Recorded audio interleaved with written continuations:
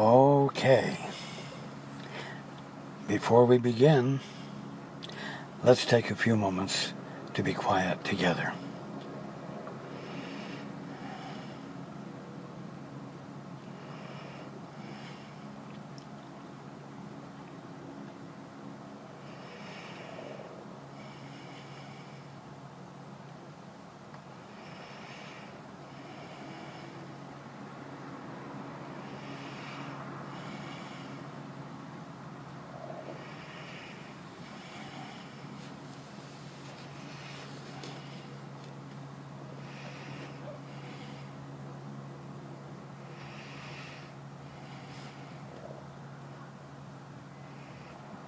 Good evening.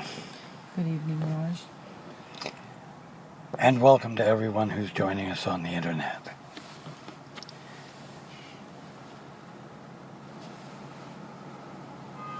We had intended to have a meeting this past Sunday, but Paul found himself, let's say, bound up, distracted in argumentative, negative feelings, and as a result could not hear me. And so we ended up not having the meeting. Much later on that night, shortly after midnight, Paul decided that perhaps he ought to have a focused conversation with me and to persist in listening until the conversation occurred. And so I want to share with you all the conversation we had.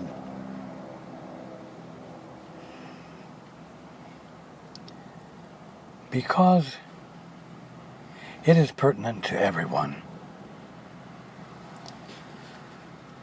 We talk and talk and talk about practicing the two-step, practicing the holy instant,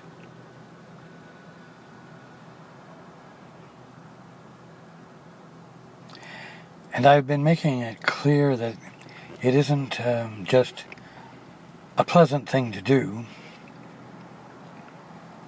as relief from the stresses of daily life, but involves something far more significant.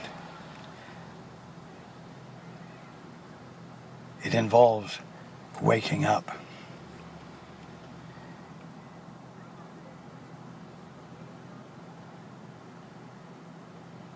And so, Paul began the conversation by asking, what's the block? Or, what do I need to know? And at this point, after having spent perhaps an hour getting to the point of actually asking me the question, there were 4 or 5 minutes of quiet in which little light bulbs went on in his mind. Little pieces of revelation. And so I said to him, yes, you are realizing the problem. And this is the problem.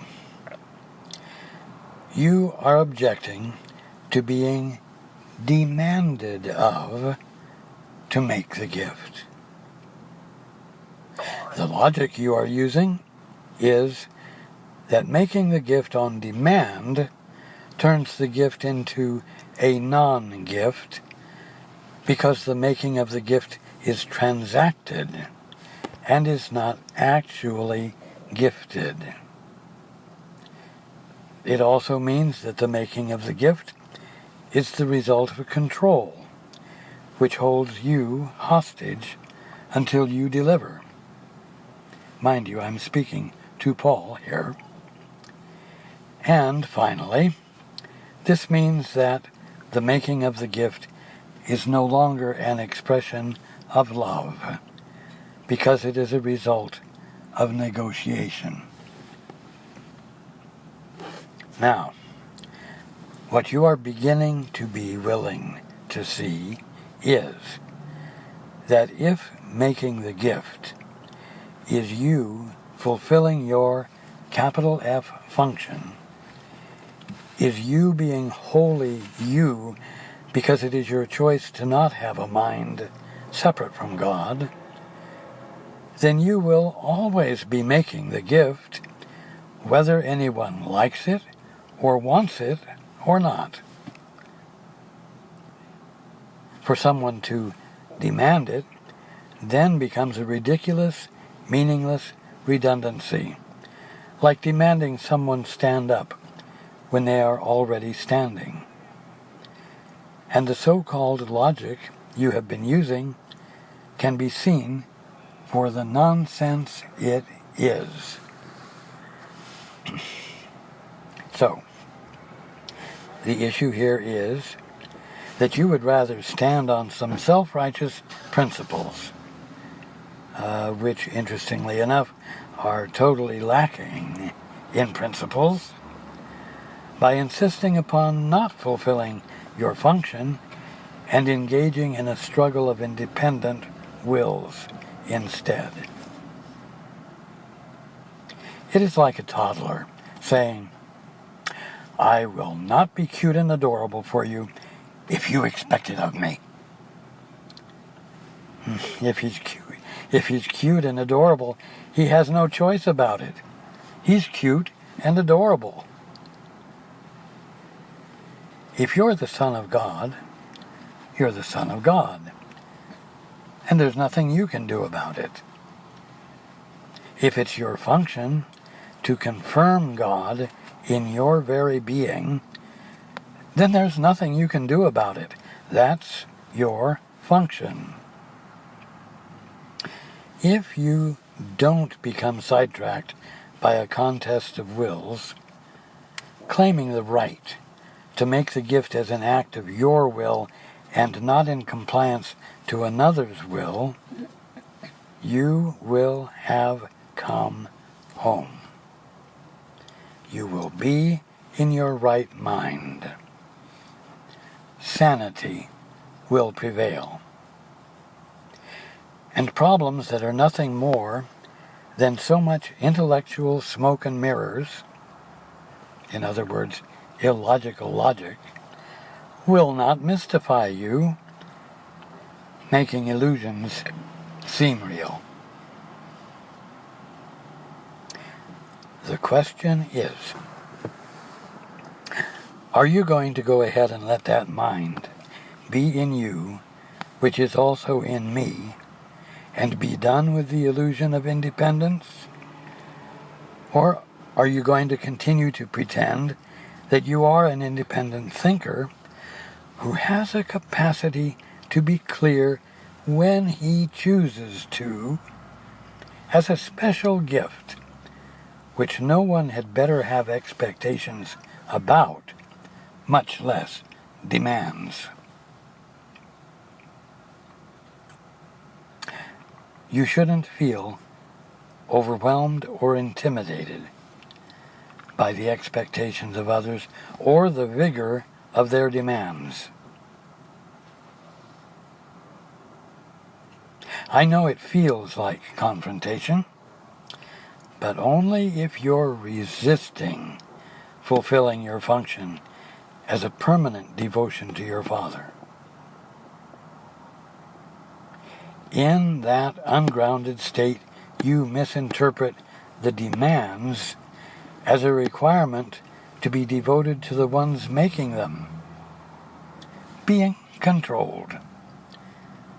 But again, that particular smoke and mirrors configuration of ideas only occurs when your attention is improperly placed on them and you, instead of your Father. And, as a result, you are resisting making the gift of Him and fulfilling your function of confirming creation. Give up your irrational rationales for withholding the gift or sharing it only at appointed times.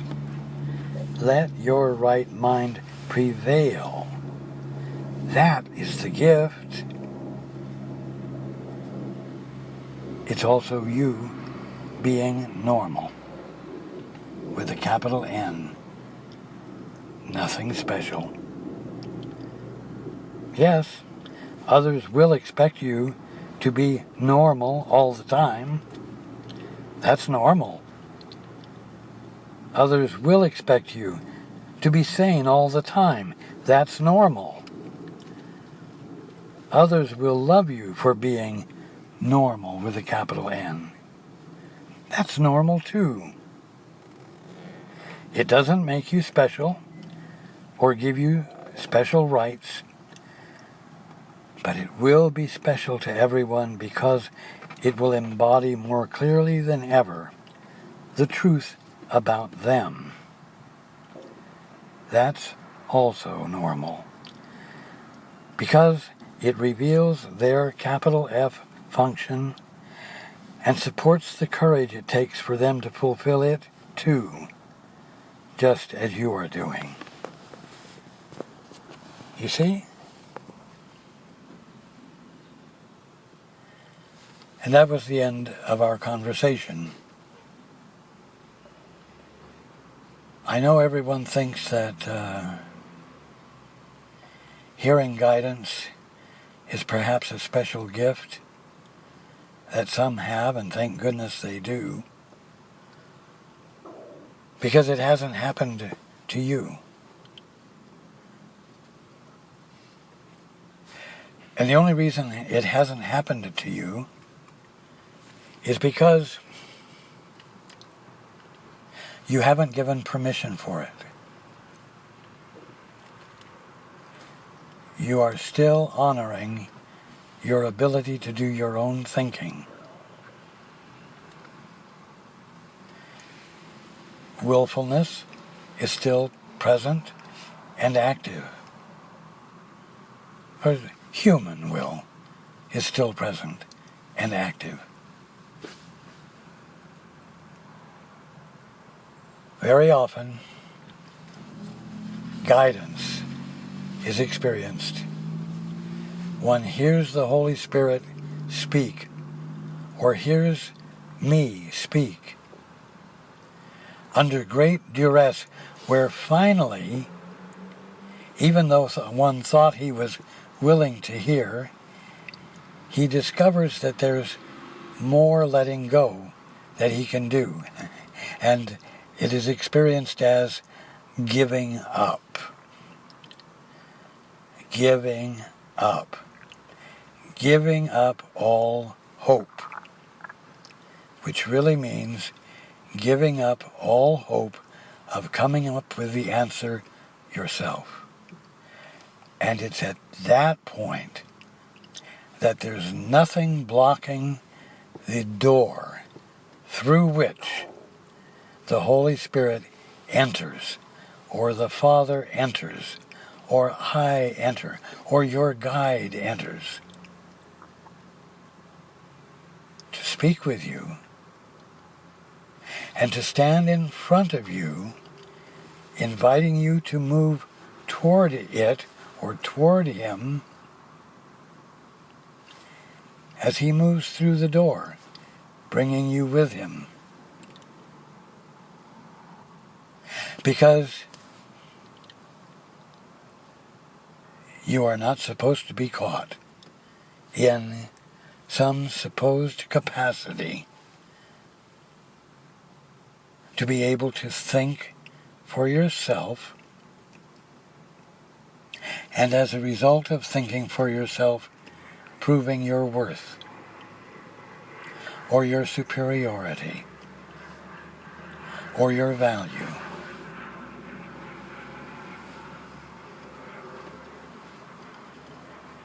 You see? Now, in a way, it's harder to listen and hear when there is no emergency pushing you, because it requires a degree of willingness that very often you won't bring into play unless there is an emergency pushing you. But it is normal to be experiencing your right mind. It is normal to be performing your function as the holy son or daughter of God by looking with the Father's vision, which the Father gives to you so that you might recognize Him in everything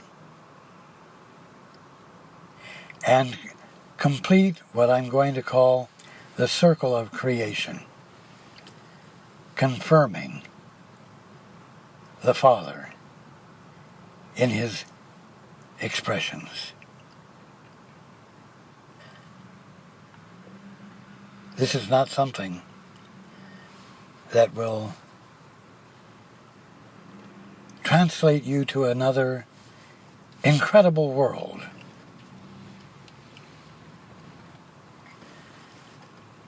It is a practice to be engaged in right where you are, with whatever is in front of you. Father, I wish to see the more of you that is there than what I'm currently seeing. Father, I wish to experience the clear perspective, the pure perception of what you are being right where I'm looking. And I will not introduce any preconceptions of mine before you have a chance to answer me. I will not prefer my best judgments or my ultimate use of logic to figure out what it is without you.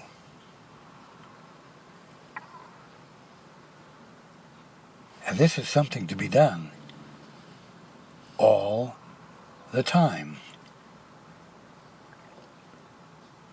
because it is what serves as the bridge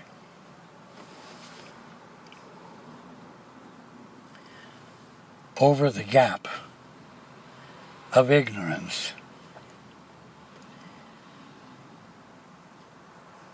bringing you back into your right mind, your clarity,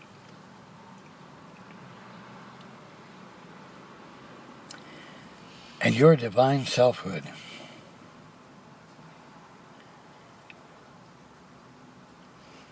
I know I keep saying this over and over in many different ways.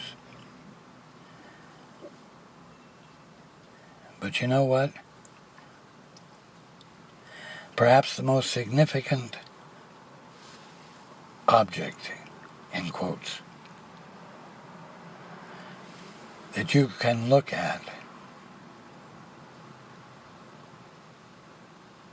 desiring to see the more of what God is being right there than what you're seeing, is your brother or sister, your fellow man. Because it is your misperception of them that most significantly imprisons you in the darkness of sin, disease, and death. of the human condition, which is really the divine condition perceived through a glass darkly, which means perceived through the lens of your private use of your mind, as though your mind were privately yours to accomplish things with.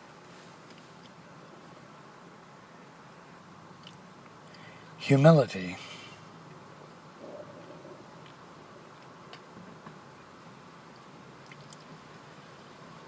really does mean failure of the ego.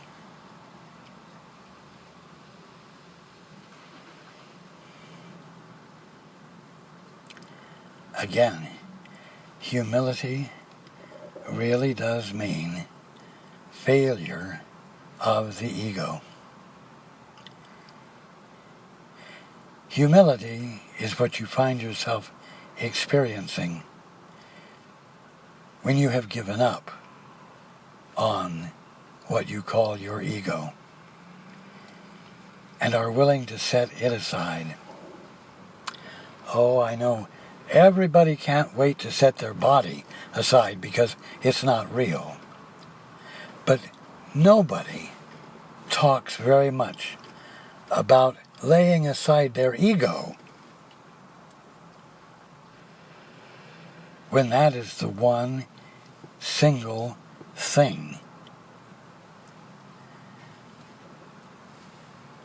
that constitutes the meaning of the holy instant.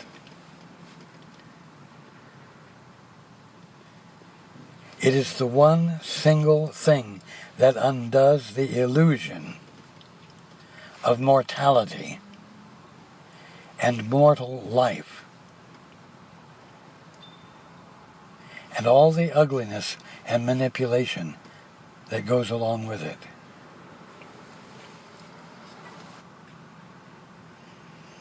There is no one thing that you could better spend your time on than the practice of the holy instant and the intent to be open to and to receive the clarity that comes from the Holy Spirit when you say help and really mean it.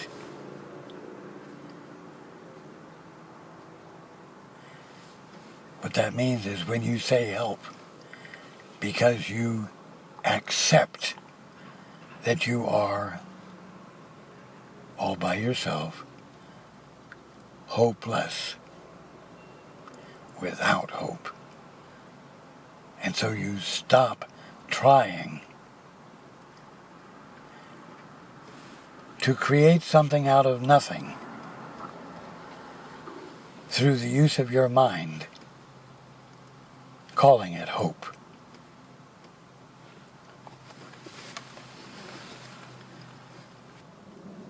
Is that clear?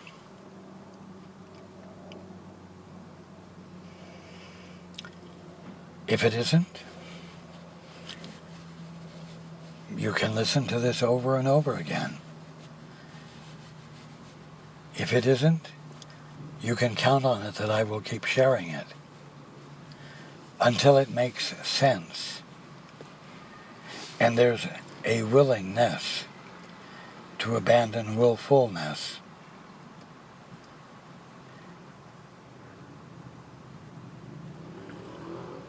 You know, the good news is, and everyone who has ever done it knows this to be true, the simple truth is that when you accept the hopelessness of your being able to do anything all by yourself, and in the absence of the willfulness of trying, you are, as it were, a clean slate.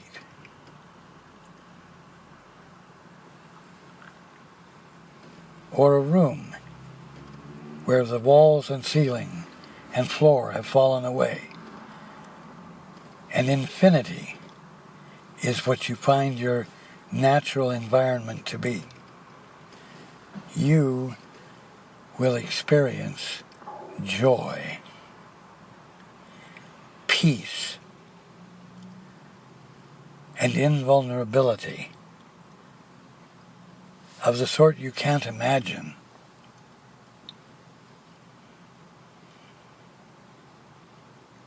Because they will have no opposites against which you must protect yourself. That is an experience that is the experience of bliss.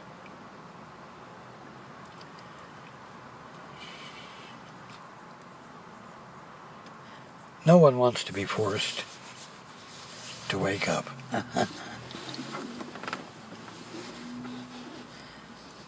Let me do it in my time. Or like Paul says, let it be my gift.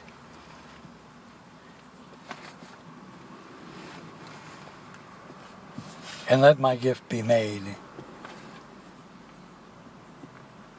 Because it simply flows from him. Not because someone wants it. Not because someone is eager for it and aggressively pleads for it. Wants it right now.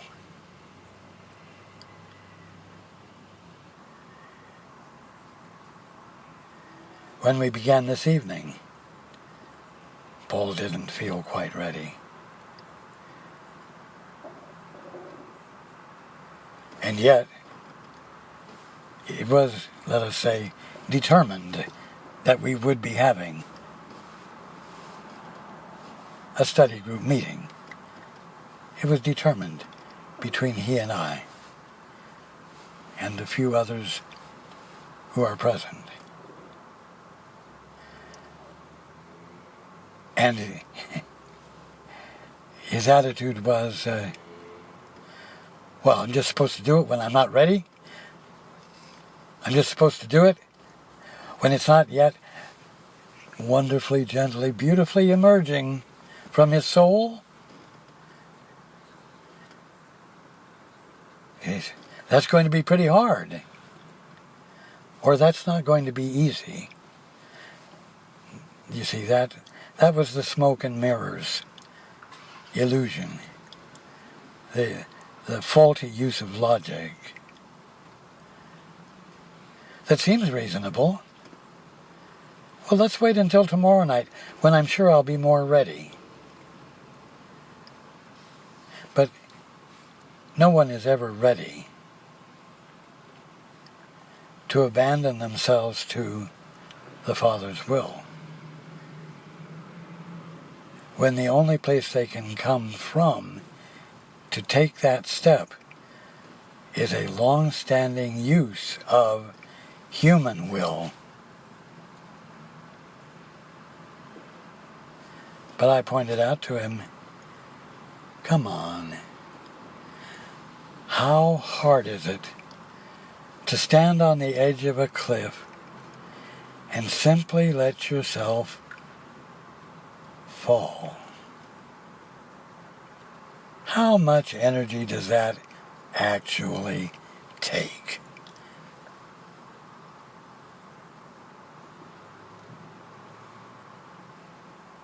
You see? You let yourself fall.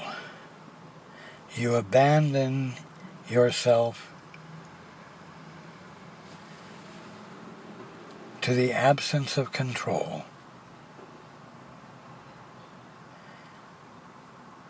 And you fall into the underlying, everlasting arms of love, of God. And so he said, okay. And here we are, having the meeting.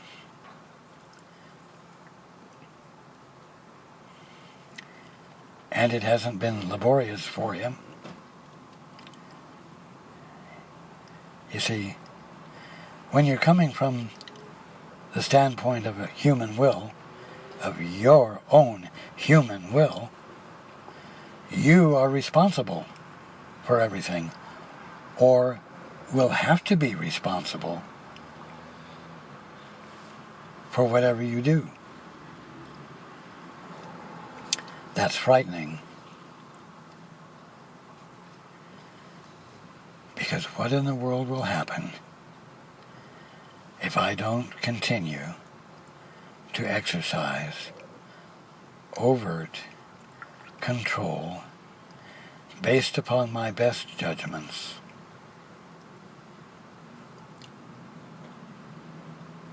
Based upon my best theories, based upon what life has taught me as I have observed it and the way people behave.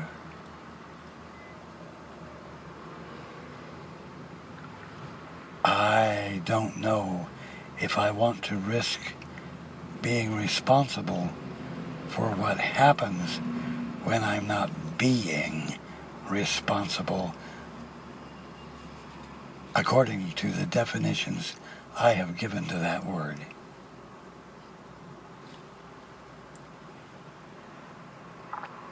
That sense of self, which must be responsible, is an illusion.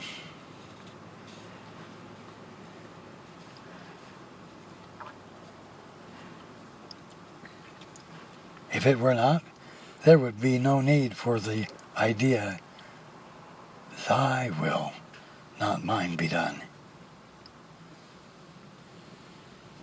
There would be no basis for that to be some sort of eternal truth,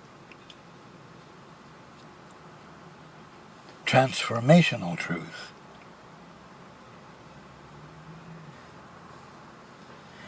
Now, I'm not going to go on at length about this, but everyone needs to be acutely, or let's say exquisitely aware in every detail with the fact that the practice of human will, the practice of self-defense,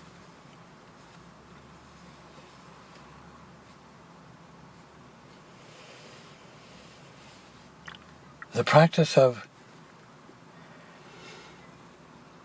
proving one's worth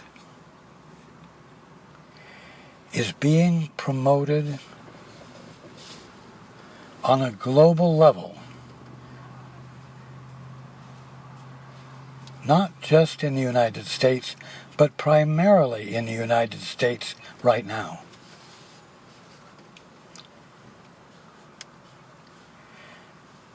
And you know what?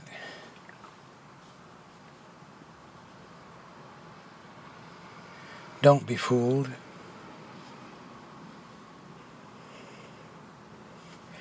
It is the promotion of the very depths of the fall.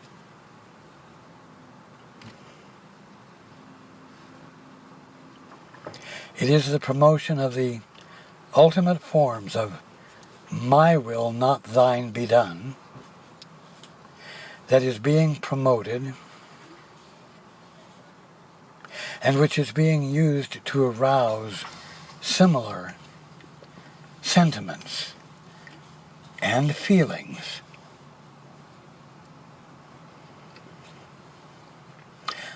So that everyone might, or a vast majority might,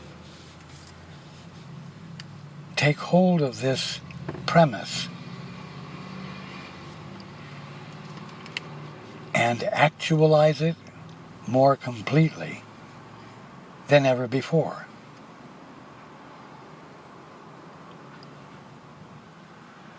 Thy will, not mine, be done. love your neighbor as yourself. If you have seen me, you have seen the Father. If you have seen your brother, you have seen the Father. As I have loved you, love one another.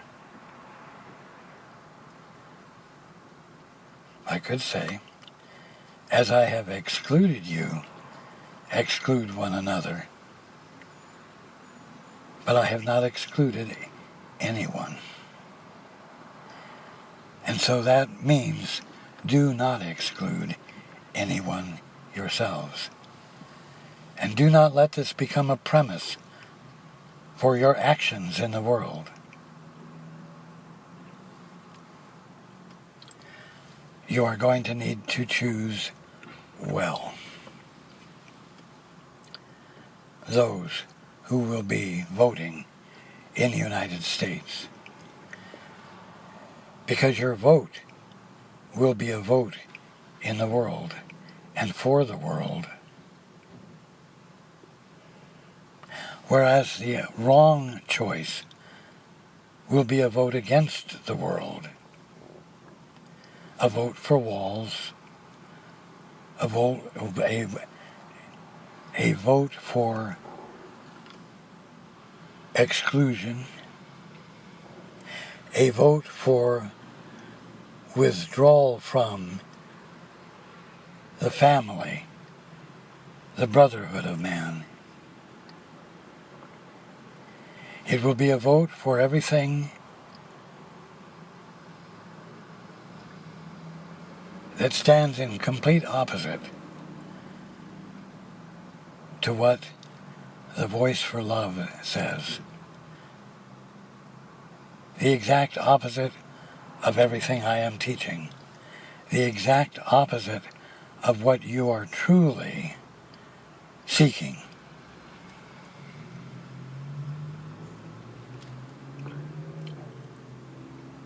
Oh, it's really neat to have someone who speaks up and who doesn't cater to the existing protocols. Really? Well, if that's true, then will you join me in lifting up your voice and not being politically correct or spiritually correct? And will you, with the same amount of vigor and with great output of energy, spread it globally, the truths that we are talking about, the truths that you're learning from your study of A Course in Miracles, or the truth that you know in your heart and feel in spite of all the junk that is going on. Hey, if you like someone who rocks the boat, then be someone that rocks the boat. And say the truth that counteracts the lies about how human nature is and about how man should treat man. You know, don't be a fool. Don't be fools. And look with careless eyes and say, it's really neat to see someone stand up and speak his mind and let the chips fall where they may.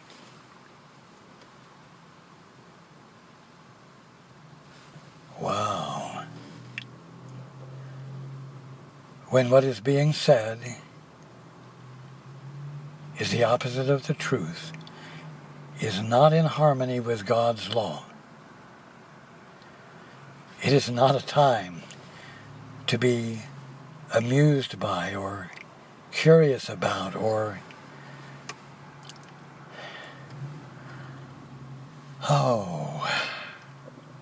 lenient.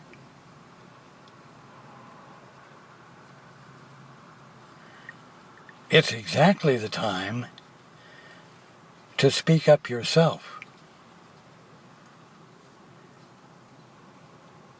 and say the uncommon truth that is the truth that transforms and unites and heals and wholizes that which is already whole and uncovers the kingdom of heaven that is already the only thing going on but not seen, because there are so many who are fascinated by divisive, small-minded, mean-spirited thoughts that seem to have a lot of energy to them. Yes, they have energy, and it's an energy very different from the energy of love. It's an energy very different from the energy of soul. It's an energy very different from harmony. And you know what? If harmony isn't going on, the answer isn't the bold use of inharmony, of force, but rather the persistent expression of that which is educational, of that which is true and is so clearly expressed that it attracts attention and agreement, because the benefit of it is healing. You notice that the one who is promoting the dissension is not being met with much objection.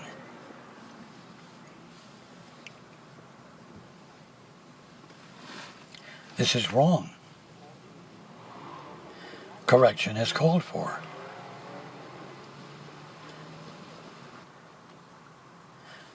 Are you, the students of truth, the students of A Course in Miracles, the sons and daughters of God who have some comprehension of what those words mean, do you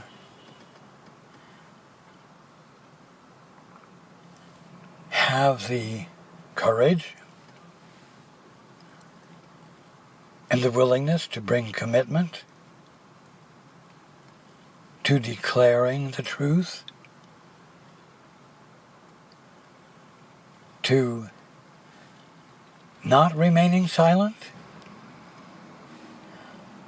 or managing somehow to slough off any substantive responses when the subject comes up in discussion?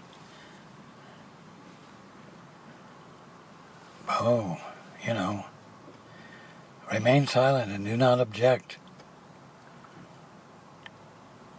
And you will find yourselves slowly being guided en masse into the gas chambers or behind the wall, provided, of course, for your safekeeping from the rest of the bastards out there.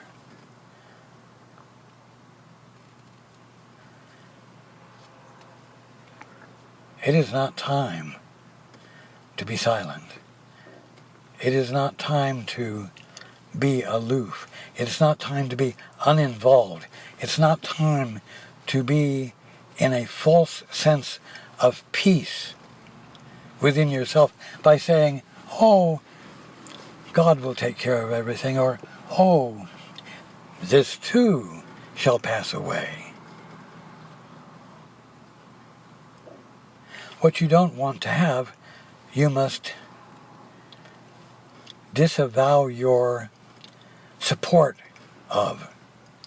You must withdraw your support from it and replace it with correction. Evil is just you saying nothing when human will is undermining your willingness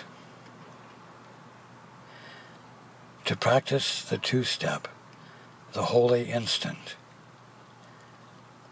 and to listen for the truth until you hear it and then act upon it as it reveals to you what steps to take. I will assure you that the steps will not be ongoing silence. If a child in elementary school writes 2 + 2 = 5 on his math paper, his teacher will not say nothing. His teacher will say, no, Johnny, look again here. 2 + 2 = 4. And she may take 2 blocks and 2 blocks and put them together and ask him to count them up so that he can see that 2 + 2 = 1, 2, 3, 4. She takes the time to educate. She takes time to draw a picture, so to speak, to illuminate the idea, to amplify the idea of the truth of the fact that 2 + 2 = 4. So you see, this is all very important. Every single one of you has a gift to make. And you're being called upon to make it every time you turn on the television, no matter where you are in the world, and see the news about what's happening in the electoral process in the United States. Because what's happening there affects everywhere. And everyone everywhere practicing the holy instant, connecting with their right mind, makes a difference in the United States. You have an inconvenient call to make the gift. It's coming whether you are ready or not. It's here whether you feel equal to it or not. And of course, you will not be equal to it as a tiny, small-minded, independent thinker. And if you identify yourself as that, you will feel incompetent and overwhelmed. But that won't be the truth. It will just be the effect of the perspective you're choosing to use. Change the perspective by saying, I of myself can do nothing. Father, what is the truth here? I don't even care to think that I have a capacity to do anything to correct it all by myself. So, Father, I lean into your love. I allow myself to collapse off of the cliff where I no longer let my legs hold me up, where I no longer to use any part of me to hold me up. And I ask you, Father, what is the truth? What is your perspective? Because I have learned, at least intellectually, that my function is to glorify you. My function is to live your vision. And so I'm going to neglect to hold myself up any further. And I'm going to lean over. I'm just going to not put forth the effort to stand up straight any longer. And I'm going to collapse over the edge into your infinite love and your infinite perspective, which you give to me, gave to me, continually give to me in the act of creation, giving me the responsibility to acknowledge you in it and not suppose that I'm supposed to be responsible for it. Do not make your mark on a piece of paper that doesn't promote the truth.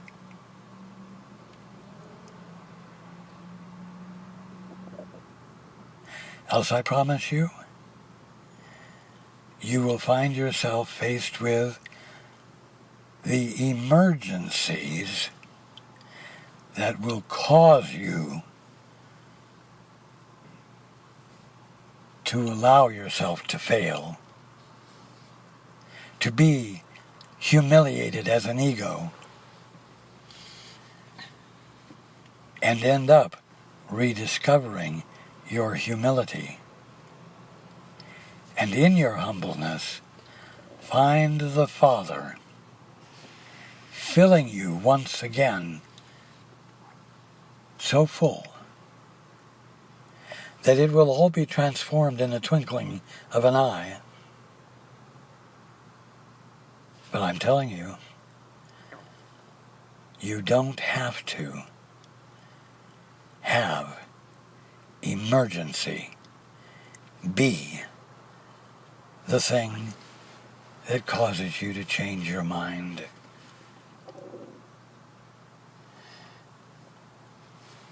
And yield to the Father's will and discover the glory of coming home again.